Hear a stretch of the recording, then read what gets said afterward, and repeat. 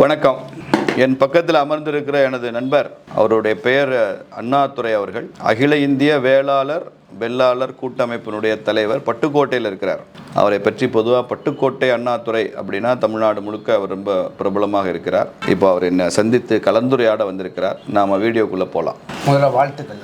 வெற்றி பெற்று அதிக ஓட்டு வித்தியாசத்தில் வெற்றி பெற்று மிகச்சிறந்த சட்டமன்ற உறுப்பினர் ஆவதற்கு என்னுடைய முதல்ல வாழ்த்துக்களை தெரிவித்து நன்றி. நன்றி. இன்னைக்கு காலையில் தானே நான் ஒரு வீடியோ பார்த்தேன். அதில் வெள்ளாளர் வேளாளர் தமிழ்நாட்டில் பல பட்டங்களாக பல பிரிவுகளாக வாழ்ந்து கொண்டிருக்கின்ற இந்த வெள்ளாளர் வேளாளர் அனைவரையும் ஒன்றிணைத்து அரசாணை வேளாளர் அல்லது வெள்ளாளர், இந்து வெள்ளாளர் அல்லது வேளாளர் என்ற அரசாணை வழங்குவதற்கு ஏற்பாடு செய்வதாக நீங்கள் சட்டமன்ற உறுப்பினர் ஆன பிறகு ஏற்பாடு செய்வதாக நீங்கள் பேட்டி கொடுத்துருக்கீங்க. ரொம்ப மிக்க மகிழ்ச்சின. தமிழ்நாட்டில் கிட்டத்தட்ட 1.25 கோடி வெள்ளாளர்கள் அல்லது வேளாளர்கள், ரெண்டுமே ஒன்று தான். வெள்ளாளர் வேளாளர் காராளர் மூணுமே ஒன்று தான்.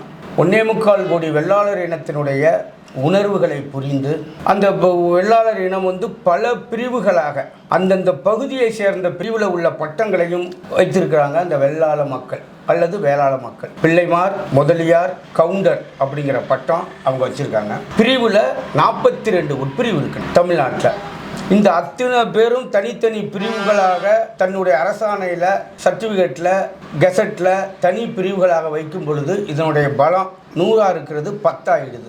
அப்படி இருக்கும் பட்சத்தில் நீங்கள் இந்த பேட்டி கொடுத்தது வெள்ளாளர்களுடைய, தமிழ்நாட்டில் வாழக்கூடிய வெள்ளாளர் அல்லது வேளாளர்களுடைய வயிற்றில் பால் வார்த்தது போன்ற ஒரு செயலை செய்திருக்கீங்க. அதற்கு முதற்கண் நன்றி கலந்த வணக்கத்தை தெரிவித்துக் கொள்கிறேன். நன்றி. ஒட்டுமொத்த வெள்ளாளர்களும் கண்டிப்பாக இதை பார்த்துவிட்டு உங்களுக்கு ஒரு மிகப்பெரிய மகுடத்தை சூட்ட காத்திருக்கிறார்கள். எப்படி அந்த திட்டம், அந்த எண்ணம் உங்களுக்கு எப்படி மேலோங்கி வந்தது, எதன் அடிப்படையில், இதை பற்றி நீங்கள் கொஞ்சம் விளக்கமாக சொன்னீங்கன்னா எல்லாருக்கும் தெரியணும்னா. எல்லாருக்கும் வணக்கம். என் பக்கத்தில் மோகன்குமார் இருக்கிறாரு. அவர் சுதேசி இயக்கத்தின் பேரில் ஐயா வஉசி அவர்களது நினைவை தாங்கி ஒரு இயக்கம் நடத்திட்டு இருக்கிறார். தம்பி இருக்கிறாரு, அவர் அண்ணாதுரை அண்ணன் கூட அவருடைய சகாவாக இயக்கத்தில் பணிபுரிகிறார். இப்போ இதில் ஒரு பெரிய சமூக அக்கறையும் சமூக பின்னணியும் இருக்குது. இப்போது ரொம்ப நாள் ஆச்சு ஜாதிவாரி கணக்கீடு நடத்தி, ரொம்ப நாள் ஆச்சு. பிரிட்டிஷ் பீரியட் நடத்துனாங்க, அதுக்கப்புறம் ஜாதிவாரி கணக்கீடு நடக்கலை. அந்த கோரிக்கை ரொம்ப வருஷமாக இருக்குது. அதில் அரசாங்கங்களுக்கு நிறைய பயமே இருக்குது. எப்படின்னா ஜாதி வாரியான்னு சொன்னால் அப்புறம் ப்ரொபோஷ்னல் ரிசர்வேஷன், நாங்கள் இவ்வளோ இருக்கோம், இவ்வளோ இடஒதுக்கீடு கொடு, அந்த மாதிரி கோரிக்கையெல்லாம் வந்துருமோ. ஆங்கிலத்தில் சொல்லுவாங்க, இட் ஓப்பன்ஸ் தி பேண்டராஸ் பாக்ஸ் அப்படிம்பாங்க. அந்த மாதிரி ஒரு பெரிய பிரச்சனையாயிருமோன்னு கட்சிகள் பயப்படுது. இந்த ஜாதிகளை கையாளுறதுல அரசாங்கங்களுக்கு, கட்சிகளுக்கு ஒரு பயம் இருக்குது. பட் நான் அப்படி பார்க்கல. என்னதான் நம்ம டெமோக்ரஸி ஜனநாயகம்லாம் சொன்னால் கூட ultimately it is game of numbers தான். ஒரு எண்ணிக்கை விளையாட்டு ஜனநாயகத்தில் உள்ளடங்கி இருக்குது. இட் இஸ் இன்பில்ட்னு சொல்லுவோம். இப்போ இந்த ஜாதிவாரி கணக்கீடு ஐயா மோடி அவர்கள் அறிவிச்சிருக்காரு. அது விரைவில் கணக்கெடுப்பு தொடங்கிடும். இன்னொரு 1 வருஷம் 2 வருஷத்துக்குள்ள இந்தியா முழுக்கவே அது முடிஞ்சிடும். இதை எல்லா சமூகங்களும் தங்களுக்கான வாய்ப்பாக பயன்படுத்திக்கணும்னு நான் நினைக்கிறேன். அப்போ அதற்கு முன்னால் ஜாதிய சமுதாயங்கள் ஒரு ஆயத்த பணி செய்யணும், ஒரு ப்ரிப்பரேஷன். இப்போ தமிழ்நாட்டில் 4 வகையான ஜாதிகள் பட்டியல் இருக்குது. மத்திய அரசில் 3 வகையான பட்டியல் இருக்குது. தமிழ்நாட்டில் இருக்கிற 4 பட்டியல் பொதுப்பட்டியல். அவங்களுக்கு இந்த இடஒதுக்கீட்டுக்குள்ளெல்லாம் அவங்க வரமாட்டாங்க.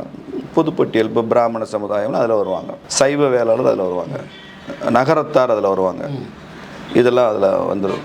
கம்மவார் நாயுடு அதில் வருவாங்க, பொதுப்பட்டியலில் வருவாங்க. அதுக்கப்புறம் பிற்படுத்தப்பட்டோர் பட்டியல். அதில் இப்போ நாம் பார்க்குற பெரும்பான்மை எண்ணிக்கையாக இருக்கிற பல சமுதாயங்கள் அதில் வந்துடும். வெள்ளாளருமே நிறைய பிற்படுத்தப்பட்டியலில் இருப்பாங்க. அதற்கப்புறம் மிகவும் பிற்படுத்தப்பட்டோர் பட்டியல், எம்பிசி. முதல்ல நான் சொன்னது பிசி, இது எம்பிசி. எம்பிசியில் இருக்கிற சமுதாயங்கள், வன்னியர் சமுதாயம் எம்பிசி தான், இந்த மாதிரி வந்துடுவாங்க. அப்புறம் எஸ்சி எஸ்டி. இப்போ 4 பட்டியல். மத்தியில் 3 பட்டியல் தான் இருக்குது. பொதுப்பட்டியல், ஓபிசி, இதர பிற்படுத்தப்பட்டோர், எஸ்சி எஸ்டி. நாம் தனியாக பிசி எம்பிசின்னு தமிழ்நாட்டில் தனியாக பிரித்து காமிக்கிற அந்த 2 பட்டியலும் ஒன்றாகி மத்தியில் அது ஓபிசின்னு வந்துடும். இதுதான். அதில் சின்ன சின்ன சாதிகள் விட்டு போயிருக்குன்னு வச்சுங்க, அது தனி விஷயம். இப்போ ஜாதிவாரி கணக்கெடுப்பு நடத்துகிறப்போ நம்ம சமூக நீதியில் என்ன சொல்கிறோம்? ஜாதியை ஒழியணும்னு சொல்கிறோம். ஜாதியை ஒழிக்கிறதுன்றது அல்டிமேட். அது எப்போ நடக்கும்னு எனக்கு தெரியாது. இப்போ இன்றைக்கி நான் நினச்சி ஜீம்பூம்பா அப்படி சொன்னோடனே நாளைக்கே ஜாதி ஒழிஞ்சிடும்னா எல்லோரும் நம்ம எல்லாம் சேர்ந்து ஜீம்பூம்பா போட்டு ஒழிச்சிடலாம். ஆனால் அப்படிலாம் ஜாதி ஒழிச்சிட முடியாது. ஜாதி 5000 வருஷமாக இருக்குது. அரசியல் 100 வருஷம் தான் ஆகுது. அப்போ 5000 வருஷமாக இருக்கிற ஒரு சோஷியல் இன்ஸ்டிடியூஷன் ஜாதி, அதை ஒரு 100 வருஷம் அரசு இதெல்லாம் அதை ஒழிச்சிரும், ஜாதியற்ற சமுதாயத்தை உருவாக்குவோம்னு சொல்கிறதெல்லாம் சரி வராது. அதனால் என்ன பண்ணுறாங்க, எல்லாம் ஜாதியை ரகசியமாக கையாளுறாங்க. எல்லாருமே அந்த ஜாதி தப்புன்னு தமிழ்நாட்டில் உருவாக்கி வச்சதுனால ஜாதிகளை வந்து ரகசியமாக கையாண்டு அது ஏதோ தப்பு மாதிரி, அதை வெளியில் சொல்லக்கூடாதுன்ற மாதிரி, கேட்கக்கூடாது. இது தமிழ்நாட்டில் வந்து ஒரு சாபக்கேடு வச்சுங்க. மற்ற மாநிலங்கள் அப்படி இல்லை. விவேகானந்தர் வந்து ஒரு கோட் சொல்கிறார், நீங்கள் ஒருவரை சிங்கமாக மாற அனுமதிக்காவிட்டால் அவன் நரியாக மாறி வேலை செய்வான் அப்படிங்க. நானும் இந்த ஜாதிய சமுதாயம் அப்படி தான் சொல்கிறேன். நீங்கள் அவனை சிங்கமாக அங்கீகரித்து அவனை சமுதாயத்தில் ஃப்ரீயாக வேலை செய்ய விடலைன்னா அது என்ன செய்யும், நரி மாறி ஒன்றுக்கு ஒன்று எதிர்த்து ஒரு முரண்பாட்டை உருவாக்கி இது அந்த மாதிரி வேலை செய்யும். அது வந்து நாட்டுக்கு நல்லது கிடையாது. எல்லா அரசியல் கட்சியிலும் ஜாதிய ரகசியமாகவும் மறைமுகமாக கையாளுறாங்க. ஆனால் வெளியில் சொல்லிக்கிறது அப்படிலாம் நாங்கள் இல்லை, கேஸ்ட்லெஸ் கிளாஸ்லெஸ் சொசைட்டின்னு சொல்லிக்குவாங்க. இப்போ நம்ம விஷயத்துக்கு வந்தோம்னு சொன்னால், இப்போ ஜாதிவாரி கணக்கெடுப்பு நடத்துகிறப்போ நீங்கள் சொன்ன வெள்ளாளர் சமுதாயத்தில் நிறைய உட்பிரிவுகள் இருக்குல்ல. இப்போ நான் சொல்கிறது சரியா தப்பான்னு தெரியல, நீங்கள் தான் சொல்லணும். இப்போ துளுவ வேளாளர்னு வருது, பாண்டிய வேளாளர் வருது, சோழிய வேளாளர் வருது, கார்காத்த வேளாளர்னு வருது. இந்த மாதிரி இருக்குது. நம்ம பொதுப்பட்டியல்லையும் சில சமுதாயங்கள், வேளாளர் சமுதாயங்கள் இருக்குது. நான் குறைஞ்சபட்சமாக ஒரு ஃபஸ்ட்டு ஸ்டெப், முதல் அடி நான் என்ன சொல்கிறேன்னா, ஒரே பட்டியலில் இருக்கிற வேளாளர் சமுதாயங்கள் இருக்குல்ல. இப்போ பிற்படுத்தப்பட்ட ஒரு பட்டியல் பிசி லிஸ்ட்டில் தான் அதிகமாக இருக்குது.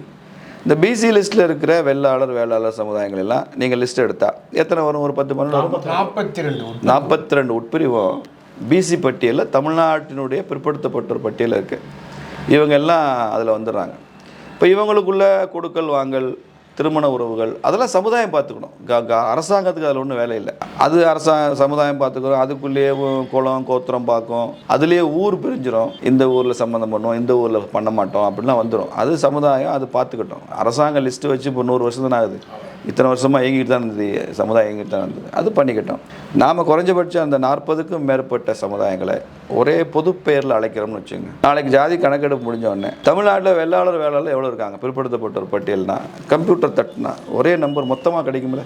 அப்படி கிடைக்கிறப்ப தமிழ்நாடு முழுக்க எவ்வளோ இருக்காங்க, மாவட்ட வாரியாக எவ்வளோ இருக்காங்க, சட்டமன்ற வாரியாக எவ்வளோ இருக்காங்க, கிராமங்களில் லோக்கல் பாடிஸ் அங்கே எவ்வளோ இருக்காங்க அப்படின்னு தெளிவான பிக்சர் வந்து கிடைக்குமா கிடைக்காது. அப்போ இதெல்லாம் ஒருங்கிணைத்து நமது எண்ணிக்கை என்னன்னு முதல்ல நமக்கு தெரியணும், அரசாங்கத்துக்கு தெரியணும், அரசியல் கட்சிகளுக்கும் அதை புரிஞ்சுக்கிறோம், அதனுடைய சென்சிட்டிவிட்டி வந்து தெரியும். அப்படி கொண்டு வரணும்.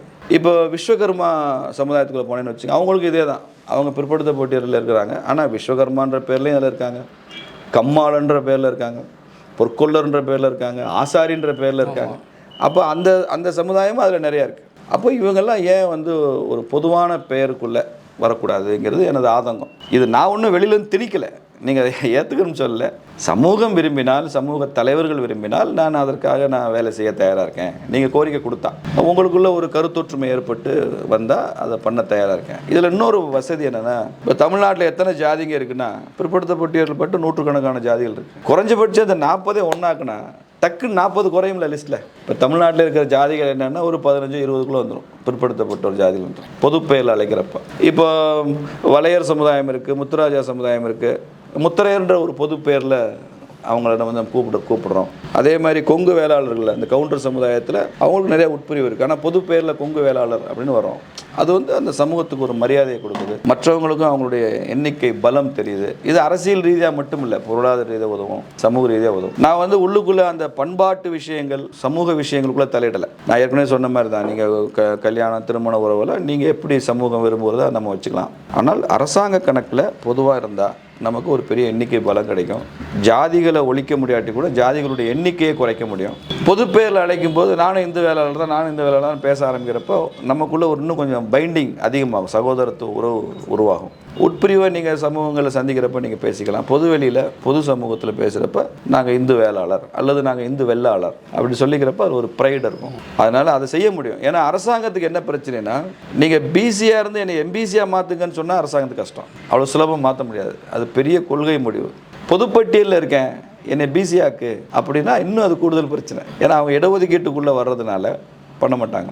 பட் இது எல்லாமே பிசி ரிசர்வேஷனில் தான் இருக்குது. இதில் எந்த இடத்துலையும் யாருக்கும் தொந்தரவு இல்லை. வேறு சமூகங்கள் இதை ஆட்சேபிக்கவும் வழியில் என்ன பிசிக்குள்ளே இருக்கேன், பிசி பட்டியலில் இருக்கேன், பிசி பட்டிக்குள்ளே நான் என்னை ஒன்றா கிளப் பண்ணு, கிளஸ்டர் மாதிரி கிளப் பண்ணி சொல்லு அப்படின்னு தான் நம்ம கேட்குறோம். இதை இன்னொரு ஜாதி இதை மறுக்கிறதுக்கோ ஆட்சேபனை தெரிவிக்கோ ஒன்றும் இல்லை. இன்னும் சொல்ல போனால் அப்படி விரும்புகிற சமூகங்களுக்கு எல்லாருக்குமே கிளப் பண்ணலாம். இந்து விஸ்வகர்மா அப்படின்னு சொல்லலாம், இதெல்லாம் ஒன்று சேர்த்து இந்து வேளாளர்னு சொல்லலாம். செட்டியார் சமுதாயத்தில் அந்த மாதிரி பிசி பட்டியலில் இருக்கிறாங்க அப்படின்னா அவங்களெல்லாம் இணைக்கணும்னு சொன்னால் இந்து செட்டியார் அப்படின்னு சொல்லலாம். இப்படி அந்த எண்ணிக்கையை வந்து குறைக்க முடியும், ஒற்றுமையை உருவாக்க முடியும், எண்ணிக்கையை வந்து காமிக்க முடியும். இது வந்து நீண்ட நாளுக்கு வந்து சமூகத்துக்கும் நல்லது, கவர்மெண்ட்டுக்கும் நல்லது. அவனுக்குமே ரொம்ப ஈஸியாக ஹேண்டில் பண்ணிட்டு போயிடலாம்ல. ஜாதி சான்றிதழ் வாங்குறது ரொம்ப சுலபம். இப்போ வந்து ஒவ்வொரு ஏரியாவில் என்ன இருக்குது, இந்த ஏரியாவில் உள்ள ஜாதி இன்னொரு ஏரியாவில் இல்லை, உங்களுக்கு நான் பிசி சர்டிஃபிகேட் தரமாட்டேன். இப்போ பாண்டிய வேளாளருங்கிறவங்க வந்து மதுரை டிஸ்ட்ரிக்டில் தான் அவங்க பிசின்னு வச்சுருந்தான்னு வச்சுங்க, அவங்களே வந்து தஞ்சாவூர் டிஸ்ட்ரிக்டில் கூடியிருந்தால் பிசி இல்லைன்னு வரும். இந்த மாதிரி விஷயங்கள் எல்லாம் நம்ம அதை சரி செஞ்சு ஒரே மாதிரி பிசியில் நம்ம வந்து கொண்டு வந்துடலாம். இதை நீங்கள் தான் முடிவு செய்யணும். இது வந்து என்னுடைய ஒரு சஜஷன் தானே தவிர இதில் வந்து எனக்கு ஒன்றும் இதில் உள்நோக்கம் இல்லை, ஒன்றும் இல்லை. உள்நோக்கம் இல்லை. உங்களுடைய இந்த சஜஷன் அருமையான ஒரு சமுதாயத்தை ஒரு எழுச்சி பெற வைக்கிறது, ஒரு ஒற்றுமைப்பட வைப்பது, ஒரு பலம் பொருந்திய ஒரு சமுதாயம் உருவாக்குறது, அரசியல் அதிகாரத்தை பெருவைப்பதற்காக ஒரு சரியான முயற்சியை நீங்கள் எடுத்துருக்கீங்க. இது காலமுள்ள நாங்கள் மறக்க மாட்டோம், நீங்கள் வந்து அதை செஞ்சு கொடுத்தா. அதனால் நான் தேர்ந்தெடுக்கப்பட்டு எம்எல்ஏ ஆகும்போது இங்கே ஒரு ஆட்சி மாற்றம் ஏற்பட்டு திமுக இல்லாத ஆட்சி, அதிமுக ஆட்சி வரும்போது அது இன்னும் கொஞ்சம் சுலபமாகும். ஒருவேளை மத்தியில் ஓபிசி கமிஷன் இருக்குது சென்ட்ரல் கவர்மெண்ட்டில், இது இங்கேருந்து ரெஃபர் ஆகி அங்கே போச்சுன்னு வச்சுக்கோங்க, அவங்க ஓபிசி லிஸ்ட்டில் இந்த மாதிரி தான் பேர் வச்சுருப்பாங்க. ஏன்னா பிசி லிஸ்ட்டில் ஸ்டேட்டில் இருக்கிறது அங்கேயும் இருக்கும். அப்போ அங்கேயும் கரெக்ஷன் பண்ணணும், ஸ்டேட்டில் மட்டும் இல்லாமல். ஆமாம், மாநில அரசு பரிந்துரை செய்யும். இப்போ எடப்பாடி ஐயா அரசாங்கம் அதை பரிந்துரை செய்யும். இப்போ நமக்கு ஓபிசியில் மத்தியில் உள்ள நம்ம தொடர்புகள், நம்ம செல்வாக்கை பயன்படுத்தி அங்கே ஓபிசி கமிஷனை சேஞ்ச் பண்ண முடியும். அவங்க என்ன செய்ய போகிறாங்க, ஓபிசியாக இருக்கிற லிஸ்ட்டுக்குள்ளேயே இணைக்க போகிறாங்க. அவங்க வந்து ஜென்ரல் கேட்டகரியில் இருக்கிறத அவங்க ஓபிசிக்குள்ளே கொண்டு வரல. அப்படி பண்ணால் அவங்களுக்கு கஷ்டம். அது இணைக்கிறோம், பெயர் மாற்றம் பண்ணுறோம், இங்கே ஒரு ஜிஓ அங்கே சென்ட்ரலில் ஒரு ஜிஓ பாஸ் பண்ணியாச்சுன்னா முடிஞ்சிடும். கொஞ்சம் தாமதமாகும், ஏன்னா இதுக்கான பேப்பர் சப்மிட் பண்ணி அவங்க டிஸ்கஷன் கூப்பிட்டு ஹியரிங் நடத்தி இதில் வேறு யாருக்காவது ஆட்சேபனை இருக்கான்லாம் கேட்டு பண்ணுவாங்க. கொஞ்சம் தாமதமாகட்டும், ஆனால் இது தவிர்க்க முடியாத விஷயமா இருக்கும். தாமதப்படுத்த தான் முடியுமே தவிர தவிர்க்க முடியாத விஷயமா இருக்கும். நல்லது, சமுதாயத்திற்கு நீண்ட கால கண்ணோட்டத்தில் இது நல்லதுன்னு நினைக்கிறேன். வெள்ளாளருக்கு மட்டும் இல்லை, இதை விரும்புகிற அத்தனை சமுதாயங்களுக்குமே இது செஞ்சு கொடுக்கணும். இப்போ குறவர் சமுதாயத்தில் அந்த மாதிரி டிமாண்ட் இருக்கும். அவங்க பிசி லிஸ்ட்டில் இருக்கிறவங்க பல்வேறு விதமான குறவர் பேரில் இருக்காங்க. அப்போ அவங்களுக்கு இது பெரிய பெனிஃபிட் இருக்கும். அவங்க குறவர்னு அழைக்க விரும்புகிறாங்களா இல்லை தங்களுக்கு வேறு பெயரில் அழைக்க விரும்புகிறாங்களான்றது பிரச்சனை இல்லை. அவங்க என்ன விரும்புகிறாங்களோ அந்த பேரில் அழைச்சிக்கலாம், இது அவங்க விருப்பம் தான். அதனால் அவங்கள கிளப் பண்ணலாம், ஒன்றாக்கலாம். அப்போ ஒரு பொது பேரில் வந்துடும். அதிலே சிலர் ஷெட்யூல் ட்ரைபில் இருக்காங்க, அதை மாற்ற முடியாது. இதை நீங்கள் புரிஞ்சுக்கணும். இப்போ நீங்கள் சைவ வேளாளர் இருக்காங்க, அவங்களே இதில் கொண்டு வா அப்படின்னு சொன்னால் கஷ்டம். ஏன்னா அவங்க ஜென்ரல் கேட்டகரியில் இருக்காங்க, இது பிசி கேட்டகரி. அது கஷ்டம்னா ரொம்ப நாள் ஆகும். பட் இது வந்து சுலபமாக சாத்தியம். முதல் கட்டமாக இதை செய்வோம், அப்புறம் அடுத்தடுத்து கோரிக்கைகள் வரும்போது கொஞ்சம் கொஞ்சமாக அதை நகர்த்திட்டு போகலான்னு நான் நினைக்கிறேன். என்றைக்குமே ஈவன் மகாத்மா காந்தி சொல்வார், even 1000 miles journey it begins with a first ஸ்டெப்மா.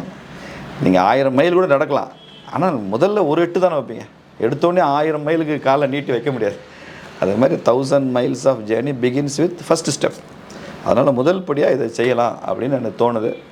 நீங்கள் தான் அதுக்கு தீர்மானம் போட்டு ஒரு பொது கருத்தை உருவாக்கணும். நீங்கள் என்றைக்குமே டெமோக்ரஸி நீட்ஸ் பப்ளிக் ஒப்பீனியன்.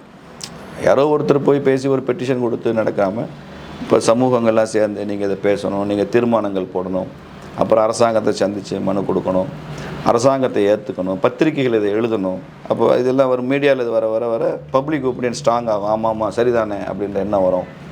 இதை உருவாக்குறதுக்கே ஒரு 6 மாதம் ஆகும். சில வீடியோஸ் தேவைப்பட்டால் ஹிந்தியில் போட வேண்டியிருக்கும், ஏன்னா டெல்லியில் உள்ளவங்களுக்கு புரியறதுக்காக.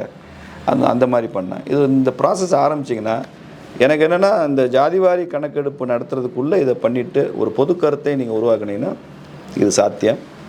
இதை செஞ்சு கொடுக்கறதுக்கு தான் நான் இருக்கேன். I am just a facilitator. Okay, நான் ஃபெசிலிட்டேட் பண்ணுறதுக்கு நான் தயாராக இருப்பேன் அப்படின்னு தான் உங்கள்கிட்ட சொல்ல விரும்புகிறேன். அதுக்கு தான் அந்த வீடியோவை போட்டிருந்தேன்.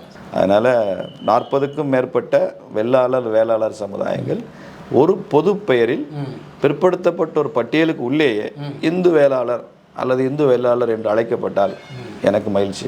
நான் மட்டும் இல்லை, என் மனைவி மகிழ்ச்சி அடைவான்.